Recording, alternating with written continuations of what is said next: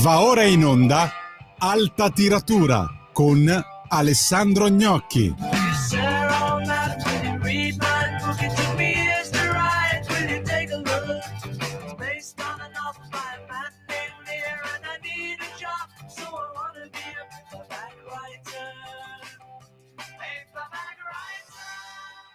Buongiorno, benvenuti ad Alta Tiratura, io sono Alessandro Gnocchi, questa è Radio Libertà. Questa è la settimana del Salone del Libro di Torino, io sono in partenza per il Salone, ma prima di partire voglio raccontarvi, che cosa è successo ieri, perché è indicativo di una certa tendenza, direi sottoculturale, anzi direi demenziale, che è in atto in questo paese. Ora, ovviamente il libro è sacro e il libro non si censura, eppure paradossalmente c'è chi non aspetta altro, cioè il Salone del Libro, che per protestare e cercare di censurare. È quello che è successo 1 o 2 anni fa con Eugenia Roccella, che non poteva parlare in quanto antiabortista, e è quasi successo anche ieri quando 100 pro Pal, cioè quelli che si schierano con Hamas, diciamo, più che con la Palestina, si sono recati al Salone del Libro con l'intento di sfondare all'ingresso e andare a censurare la presentazione di un libro in quanto sarebbe antipalestinese. Voglio ricordare che questa storia, cioè il tentativo di estromettere Israele dal Salone, è una storia vecchia, è una storia antica, l'abbiamo già vista, l'ho già vissuta proprio in prima persona come inviato ai tempi quando lavoravo a Libero e non al giornale. C'era Israele paese ospite d'onore al Salone del Libro e ci fu una alzata di scudi veramente impressionante da parte dell'intellighenzia italiana, o sedicente tale, cioè sedicente intellighenzia certamente italiana, perché questo invito venisse ritirato, in quanto appunto Israele era il male assoluto. Furono coinvolti personaggi importanti e appunto mi ricordo che andai come inviato a seguire una conferenza con Vattimo e altri, che doveva spiegare quali erano i motivi appunto del sabotaggio. Ospite d'onore di questa manifestazione era Tariq Ramadan, che all'epoca era considerato un grande filosofo dell'Islam moderato, nonostante non fosse affatto moderato, e avesse delle posizioni ambigue come minimo su tutti i temi della modernità, da come si devono trattare le donne a quale rispetto della legge devono osservare gli immigrati, della legge del paese in cui appunto vengono accolti. Tariq Ramadan arrivò, fece il suo discorso, all'epoca appunto era ritenuto molto stimabile, oggi sappiamo che era uno stupratore, è stato condannato per eh, abusi sessuali e comunque appunto anche in quell'occasione ci fu un gran trambusto, il giornale Libero fece una raccolta di firme, a favore appunto della presenza di Israele e fu anche una sottoscrizione che ebbe un notevole successo perché firmarono in migliaia di persone.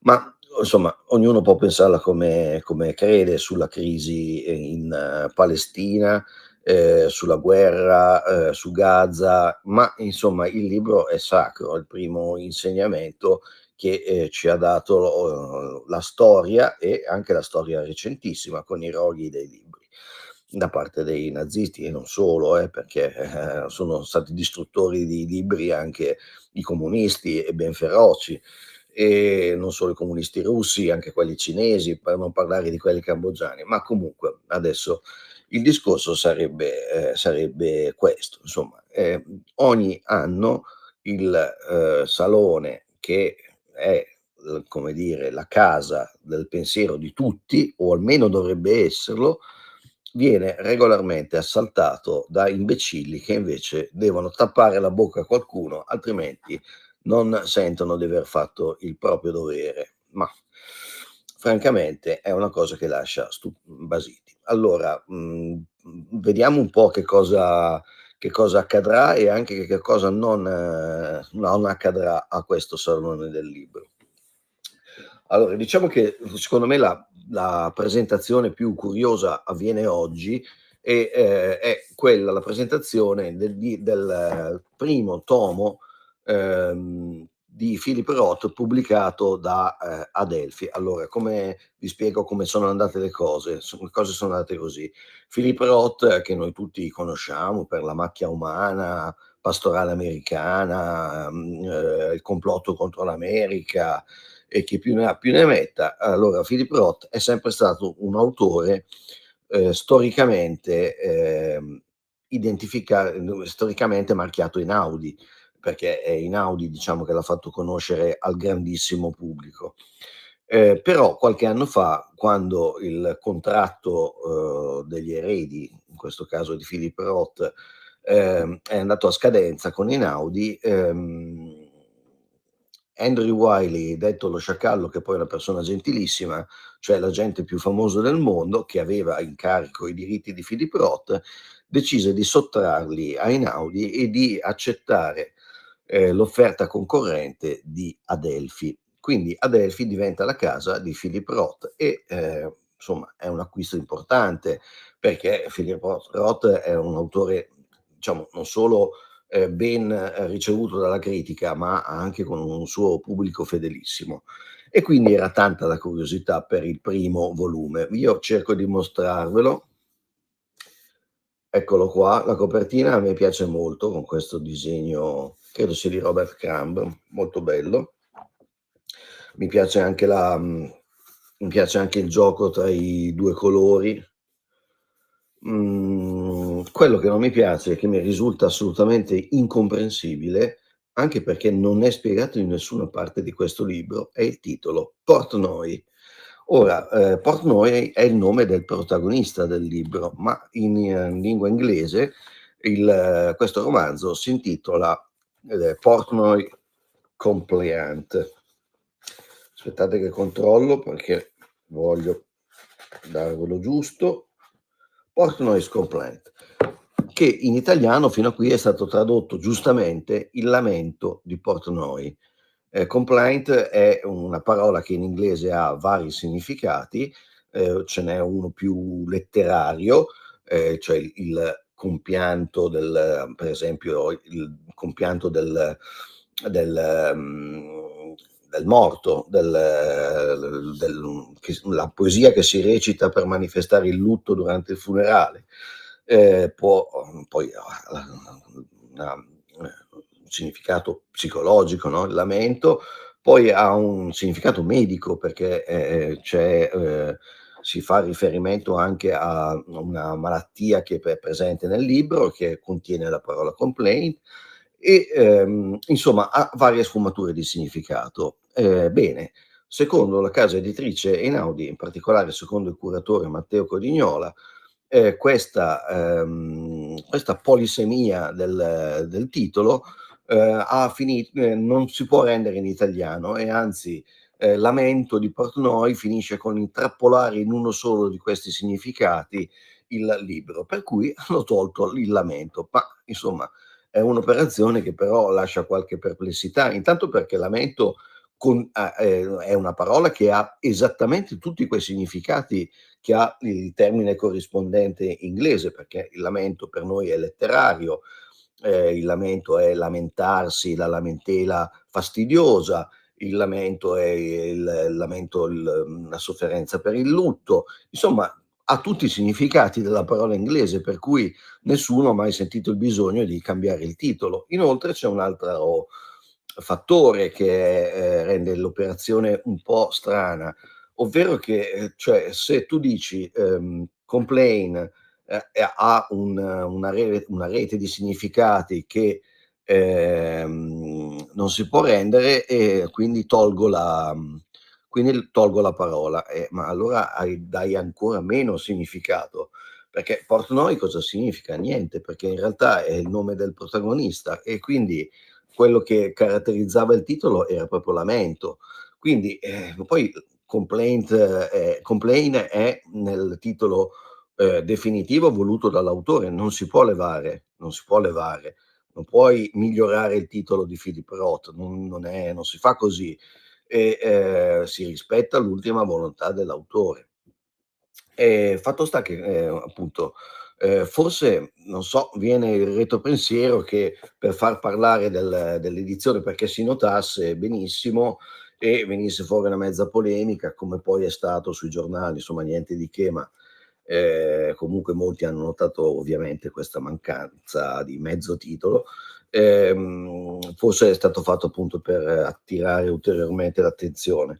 È un peccato perché secondo me è una partenza con il piede sbagliato. Poi il libro è ritradotto bene, sempre da Codignola, il libro è molto bello, è estremamente divertente, è una specie di flusso di coscienza di Portnoy che appunto racconta la sua storia a vantaggio di uno psicanalista che che lo sta per prendere in cura. Ci sono tutte le ossessioni di Philip Roth, che poi sono tutte le ossessioni del 99% degli esseri umani, ovvero il sesso, soprattutto, e poi appunto il sesso, le donne, paura di essere inadeguati. Insomma, alla fine quello che viene fuori è che essere anormali, cioè sentirsi anormali, è perfettamente normale, è la norma anzi.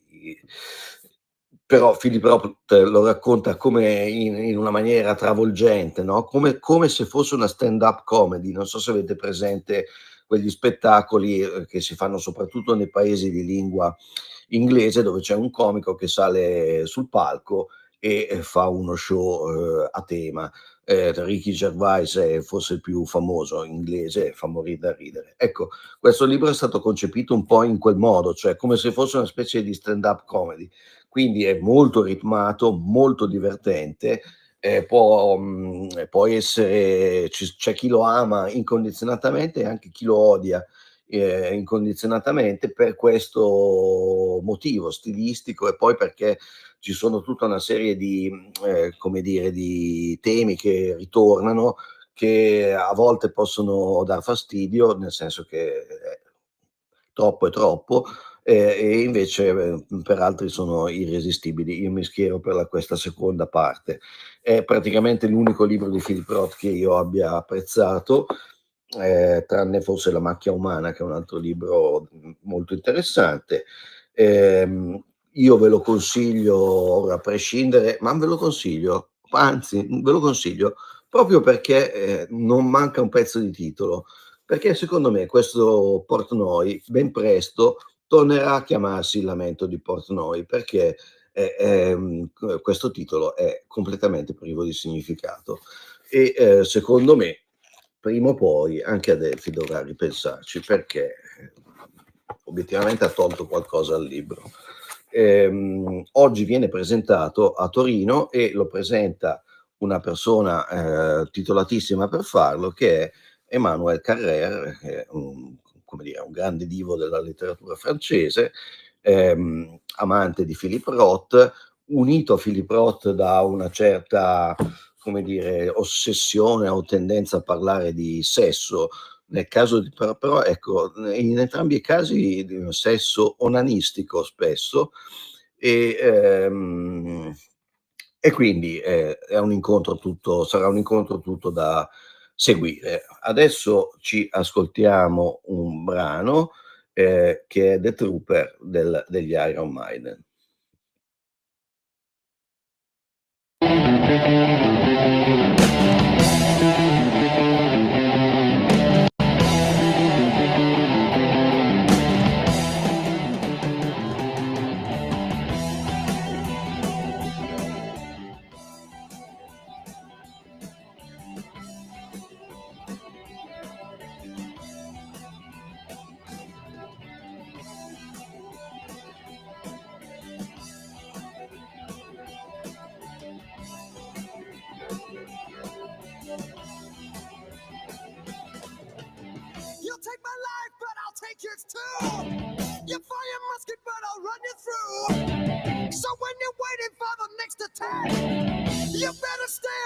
turning back. The few ourselves the times begins. But on this battlefield, no one wins. The smell of ice and smoke and horse's breath. As the virgin into sudden death.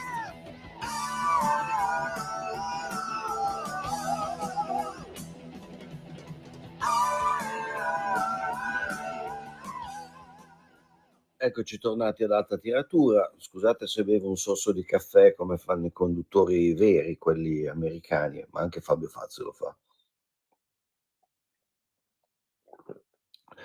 Beh, allora, stavamo parlando del Salone del Libro. Bene, non ci sono solo i libri che hanno una presentazione a tutti gli effetti, ci sono anche libri al Salone che vengono portati dagli editori perché sono appena stati pubblicati, sono considerati un titolo importante nell'annata editoriale e appunto gli editori sperano di venderli al pubblico che passa tra gli stand. Bene, io vi presento 3 titoli che in realtà non è che siano molto adatti agli acquisti d'impulso, però penso che siano tra le cose migliori che potete trovare nel salone, che sono molto particolari. Allora, il primo è questo. Come vedete questo è Louis Ferdinand Céline, un più grande scrittore del Novecento, l'autore di Morte a credito, Viaggio al termine della notte, e questa è una sua biografia a cura di Moreno Marchi, scritta da Maurice Bardesh e pubblicata da Italia Storica. Qual è il punto di questa biografia? Allora, se Céline è un autore maledetto, e lo è, Maurice Bardesh, che è l'autore di questa biografia, è un maledetto al cubo. Cioè, Bardesh non solo è stato un collaborazionista con gli invasori tedeschi, nazisti, come Céline, ma è anche, come dire, parente stretto e coautore di Brasillac, fucilato per essere stato collaborazionista e per aver indicato su una sua rivista gli indirizzi degli ebrei di Parigi, una cosa imperdonabile, e infatti non gli è stata perdonata. Bardesh ha scritto insieme a Brasillac, che era comunque, nonostante che qui sia il mistero dell'uomo, no? Cioè una persona di grande intelligenza, di grandissimo talento come Brasillac, che si fa abbindolare dalle scemenze del nazismo.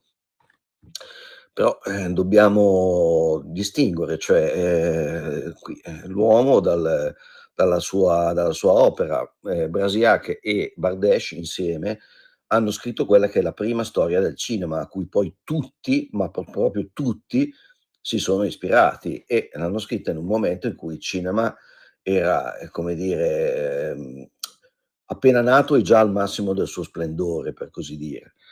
Bardesh poi ha scritto, ecco, qui c'è un'altra cosa, c'è un altro nodo culturale per me inspiegabile e che vi giro, perché Bardesh poi non si macchia di reati importanti, quindi prosegue la sua attività.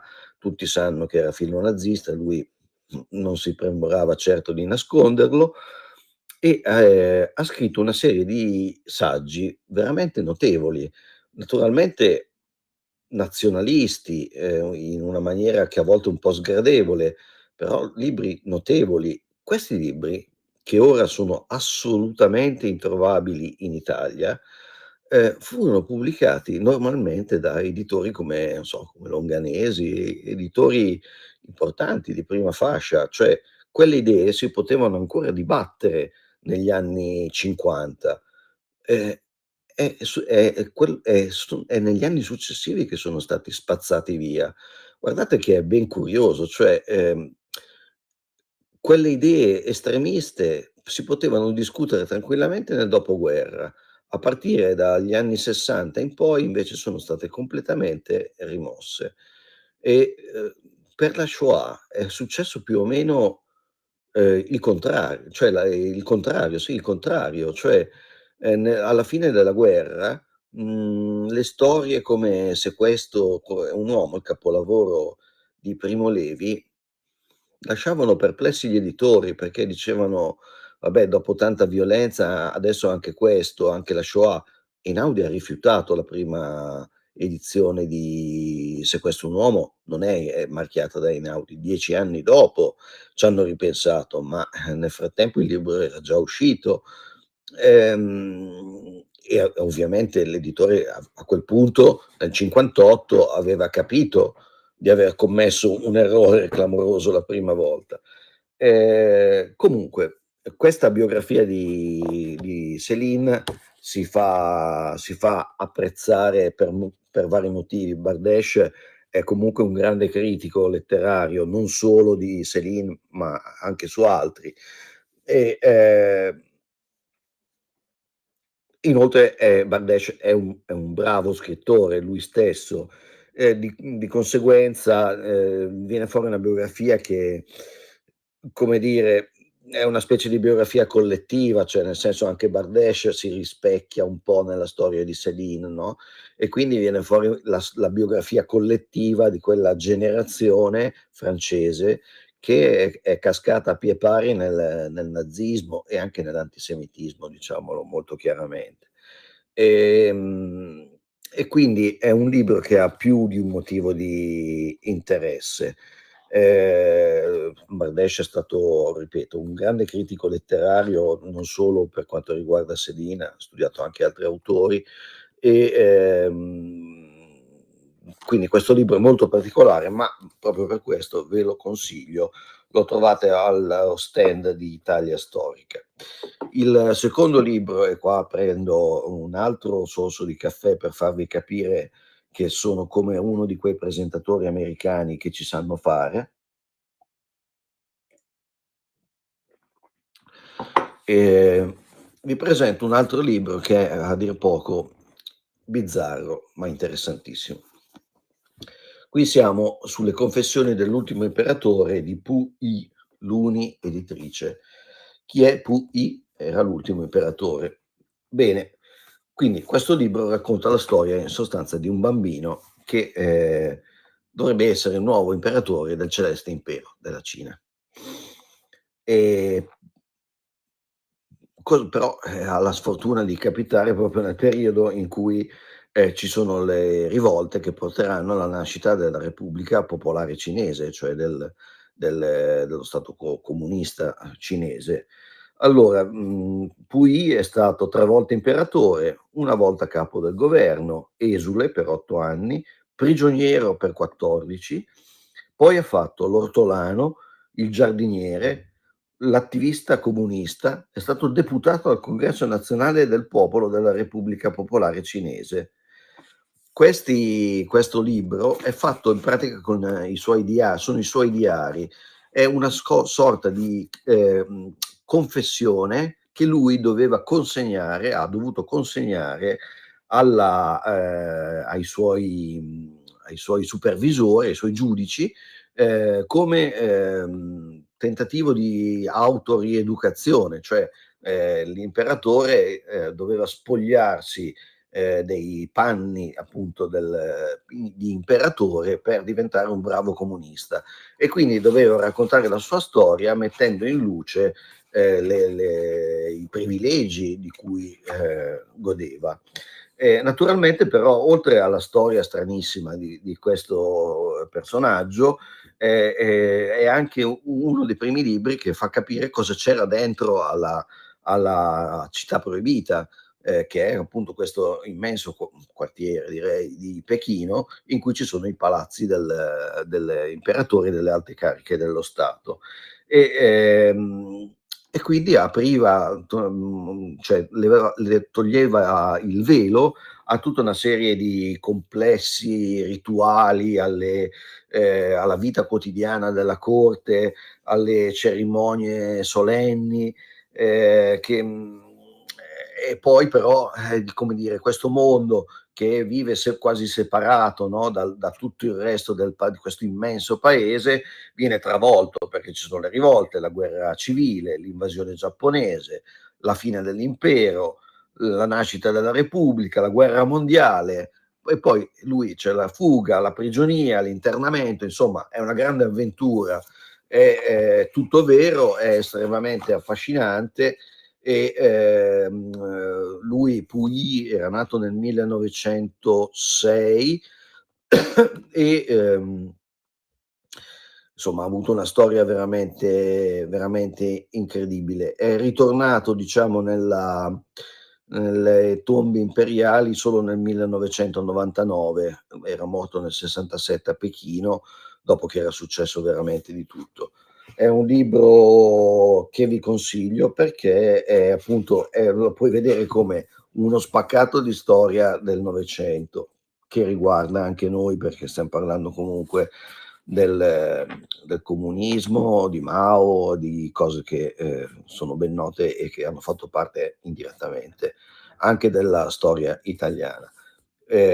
Poi potete leggerlo come una grande avventura e poi potete leggerlo appunto come testimonianza di un mondo che a noi pare assolutamente surreale, è così ieratico che sembra che non abitino nemmeno sul pianeta Terra. È interessante molto ed è anche bello da leggere. L'ultimo consiglio, forse vi ho già accennato a questo libro, però ora l'ho letto, Il Tao delle macchine, è una raccolta a cura di Chen Qiufan, siamo ancora in Cina, e sono 10 racconti cinesi di androidi, intelligenze artificiali e futuri paralleli. Credo di avervi già raccontato che la fantascienza cinese è, come dire, una specie per ora, una specie di territorio franco dove si può accennare, collocando nel futuro o con certi accorgimenti, dove si può affrontare i temi che sono quelli che la Cina comunista o capitalista di Stato offre al mondo. La sorveglianza, appunto il capitalismo però controllato dallo Stato, e insomma la tendenza imperialista, la convinzione che finalmente sta tornando il grande impero cinese, insomma tutto questo è presente e questo libro è interessante anche perché appunto, visto che c'è questo spazio di libertà, molti dei grandi scrittori cinesi si danno proprio alla fantascienza, per cui sono anche belli, oltre a essere interessanti, sono belli da leggere. Io direi che con questo è tutto e concludiamo. Andiamo al Salone del Libro e speriamo che non ci siano altri sciocconi che vanno in giro a censurare i libri invece che leggerli. D'altronde, come abbiamo visto, questa è una triste tradizione del Salone, non del Salone, il Salone non c'entra niente, il Salone fa il suo mestiere, mette i libri dove vanno messi, cioè sugli scaffali, però arriva sempre qualcuno che è più intelligente degli altri e decide chi può parlare e chi non può parlare. Vi saluto, arrivederci alla settimana prossima.